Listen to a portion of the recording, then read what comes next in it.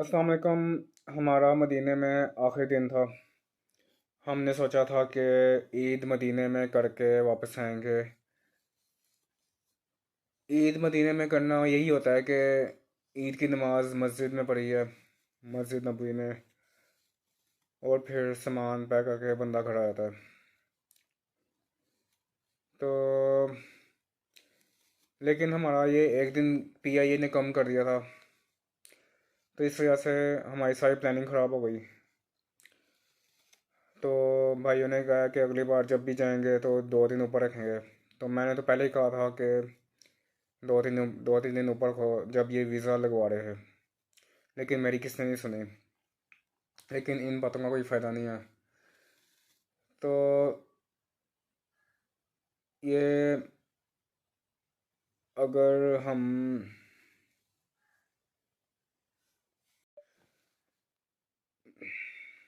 मतलब हमारी वहाँ पे ईद नहीं हुई, हम ये सोचते हैं हमारे साथ बहुत गलत हुआ है, ज़्यादती हुई है। लेकिन कभी कभी अल्लाह पाक ऐसे काम करता है कि इंसान का छोटा नुकसान होता है कि अगली बार वो अपने आप को तैयार रखे बड़े नुकसान से बचने के लिए। तो हमें हमेशा शुक्र अदा करना चाहिए, कभी मायूस नहीं होना चाहिए।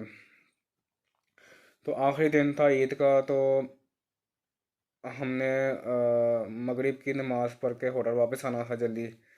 गाड़ी नहीं आना था, तो लेकिन अफ्तारी से पहले हम मस्जिद में थे, तो मैं मस्जिद में था तो कंफ्यूज था कि कहाँ बैठूँ कहाँ जाऊँ अफ्तारी करके। मतलब ज़्यादा अंदर ना जाऊँ, गेट के पास ही रहूँ, वहाँ वहीं कहीं बैठ के अफ्तारी कर लूँ। लेकिन इस कन्फ्यूजन में सही तरह अफ्तारी नहीं हुई। मतलब पहले तो ऐसा होता है कि कहीं कहीं जाके बैठ जाते हैं, पानी भी मिल जाता है और दही और बंद मिल जाता है, तो बंदा सुकून से अफ्तारी कर लेता है, खजूरें मिल जाती हैं। लेकिन यहाँ वहाँ फिरने की वजह से समझ नहीं आ रही कि क्या करें। तो रास्ते में मुझे एक बंदे से, वो जो मुलाजिम होते हैं वहाँ से, मैंने कहा ये कार्टन चाहिए मुझे गत्ते का।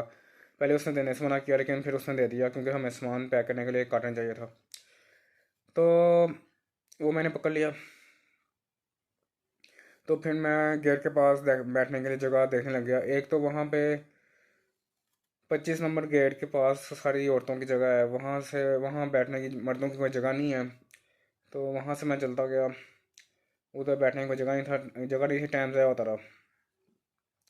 तो आगे फिर 19 नंबर के पास मर्दों की जगह पे जाके बैठने लगा, लेकिन वहाँ पे जगह नहीं थी बैठने की। फिर मैं कहीं ना चलता रहा। रास्ते में एक औरत कुछ बांट रही थी, खजूर वो लबन लस्सी बांट रही थी, वो ये बोतलें होती हैं। लेकिन मैं सोचा कि आगे से कुछ ले लूँगा, लेकिन बाद में मैं पछताया कि पकड़े था, आगे से कुछ मिल नहीं रहा था। तो एक बंदा खजूर बांट रहा था, वहाँ से मैंने खजूर पकड़ ली और आगे जाता गया। और फिर इसी तरह बगैर पानी के अफ्तारी कर ली, और बाद में पानी की बोतल भी नज़र आ गई, वो भी मैंने पकड़ ली, वो पानी पी लिया।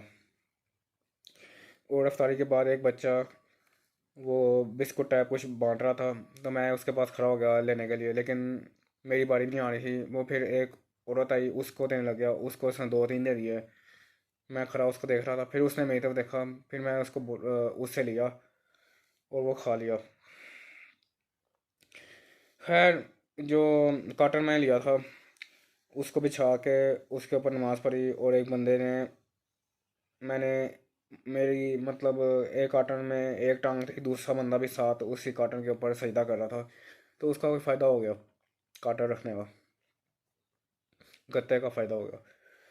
तो फिर हम जल्दी जल्दी वापस आए, तो अम्मी आहिस्ता आहिस्ता वापस आ रही थी, मैं जल्दी वापस आ गया, तो गाड़ी तैयार थी। भाई कह रहा सामान देख लो, मैंने कहा यही है सामान, लेकिन भाई बाबा बाबा पूछा था कि ये हमारा है, ये हमारा है, मैंने कहा हाँ हाँ हाँ। तो फिर जल्दी जल्दी में सारे काम अटक जाते हैं, आगे पीछे जाते हैं, लेकिन क्योंकि सही तरह पैकिंग नहीं हुई थी कुछ सामान की, शॉपर बने हुए थे, उनको एक कार्टन में पैक करना था, उसका टाइम नहीं था। तो कार्टन जो था वो भाई के जानने वाले थे, वहाँ पे जाके उसके ऊपर रैप किया, क्योंकि एयरपोर्ट पे रैप करने के पैसे लेते हैं। खैर फिर हम ना एयरपोर्ट गए। वहाँ पे एयरपोर्ट में एंट्रेंस के लिए वो उसी को अंदर अंदर जाने देते हैं जिसका वीज़ा लगा हुआ है, वरना नहीं जाने देते। वो रोका हुआ था, उसने फिर चेक किया वीज़ा, फिर उसने जाने दिया। फिर अंदर जाके हमने सारा सामान एंट्री किया, वो जो भी है। तो भाई ने कहा कि इस व्हील चेयर को रैप करो। मैंने तो कोई ये काम कभी किया नहीं, खैर मुझे मैंने कहा ये अब मैं कोई काम कर ही लेता हूँ। तो मैं बाहर गया हूँ किसी से पूछ के, तो उसने कहा व्हील चेयर रैप होगी 27 रियाल की। मैं सुन के हैरान हो गया। मैंने कहा मैं अपनी तरफ से 27 रियाल दूँ? फिर मैं दिल पे पत्थर रखे उसको 27 रियाल दे दिए रैप करने के। फिर उसने कहा वो कोई ट्रॉली लेके आओ उसके ऊपर रखने के लिए, इसको व्हील चेयर को उठा के लेके जाओगे। तो मैं ट्रॉली लेने गया, वो चल ही नहीं रही थी। मैं कहा ये ख़राब है। फिर मैं दूसरी ट्रॉली पकड़ी, वो भी नहीं चल रही। मैं कहा ये भी ख़राब है। मैं कहा सारी ट्रॉलियाँ ख़राब हैं। फिर एक बंदा आया, वो कहता भाई इसको ऊपर से प्रेस करो फिर चलेगी। मैं कहा अच्छा। फिर मैं लेके गया ट्रॉली, उसके ऊपर व्हील चेयर रखी। वो मेरे को बताया कि 27 रियाल लगेंगे। मैंने कहा मैं दे दूँगी। तो फिर हम ना अ, फिर थोड़ी देर बाद अम्मी ने मुझे 25 रियाल दे दिए, क्योंकि हम एयरपोर्ट में एंटर हो गए थे और मैंने वहाँ पे कुछ खाना था। तो अम्मी ने मुझे 25 रियाल दिए। तो मैंने कहा चलो आप आपसे पैसे लेने थे, वो हिसाब बराबर हो गया। पहले मुझे मांगते हुए शर्म आ रही थी, लेकिन मैंने कहा चलो ले लेता हूँ। तो फिर वहाँ पे हमने एयरपोर्ट पे मैंने चावल खाए। चावल के साथ अगर बोटी चाहिए तो उसके साथ पैसे लगते थे। मैंने कहा नहीं बस चावल काफ़ी है। चावल लिए 20 रियाल के चावल और 5 रियाल का पानी, नॉर्मल पानी। फिर हमारी बारी आई जहाज़ में बैठने की। जहाज़ में बैठा हूँ तो मेरे पीछे बंदा था, उसको काफ़ी तकलीफ़ हो रही थी कि मैं सीट पीछे की थी। वो बोली जा रहा था, पठान था। मैंने कहा मैंने कौन सी इतनी ज़्यादा पीछे सीट कर दी है? कहता आगे करो। मैंने कहा मैं क्यों करूँ, सारे मुसाफिर कर सकते हैं, तुम्हें क्या मसला है? तुम नहीं मुझे बोल सकते। वो बोलता रहा। फिर थोड़ी देर बाद वो आगे गया, उसने शिकायत की एयर होस्टेस को कि इसको क्या सीट आगे करे। तो वो थोड़ा दूर था, मुझे बातों की समझ नहीं आई, लेकिन उसने एयर होस्टेस ने यही कहा होगा कि हम नहीं उसको मना कर सकते, आप मैनेज करें, सभी पीछे करते हैं सीट। तो वो पीछे आके खामोशी से बैठ गया। फिर खाने की बारी आई, जब खाना खाने की बारी आई तो मैंने सीट आगे कर ली, क्योंकि वो फिर करनी पड़ती है। तो फिर मैंने दोबारा पीछे नहीं की। मैंने कहा ऐसे ही इसका इसको नहीं मस कंफर्टेबल, तो मैं थोड़ा अपने आप को मुश्किल में डाल लेता हूँ। तो जो जहाज़ के अंदर ना एक लड़की थी कोई 8-10 साल की। वो अपनी उम्र से ज़्यादा बातें कर रही थी, बहुत ज़्यादा बोल रही थी। एक बच्चा था उस वो जहाज़ में आगे पीछे भाग रहा था, उसकी वो कज़न थी। वो फिर हमारे पास आई खड़ी होगी, दूसरी सीट से वाले से बातें कर रही थी। उसकी छोटी बच्ची थी, मतलब अपनी इसकी उम्र छोटी सी, इतनी बड़ी बड़ी बातें करी थी। मैं इकलौती हूँ, मेरी अम्मी अम्मा भी इकलौती हैं, और हम यहाँ पे रहते हैं, ये करते हैं। ये बच्चा बात नहीं सुनता। मैंने कहा इतनी छोटी है, बड़ी बड़ी हो के इसने कौन से झंडे गाड़ रहे हैं? तो फिर जब एक आदमी था, उसकी बच्ची जहाज़ में यहाँ वहाँ फिरती जा रही थी। उसको कोई परवाह नहीं थी, लेकिन शर्म होनी चाहिए कि ना, एक जहाज़ है, बंदा उस बच्ची को अपने पास रखे, लेकिन नहीं। वो बाबा गिरे थी, वो बहुत लापरवाह माँ बाप थे। फिर जहाज़ लैंड करने के लगा तो मैंने उसको बोला भाई इसको पकड़, लैंड होने लगा है। फिर उसने उसको पकड़ा, पता नहीं उसको मेरी आवाज़ पहुंची थी या नहीं पहुंची, फिर भी उसने उससे पकड़ लिया। तो जहाज़ लैंड होते वक्त झटके लगे, तो शुक्र है उसने पकड़ लिया। तो जब हम जहाज़ से बाहर निकले, मैं तेज़ी से ही से आगे निकला हूँ ताकि आगे जाके लाइन में ना लगना पड़े।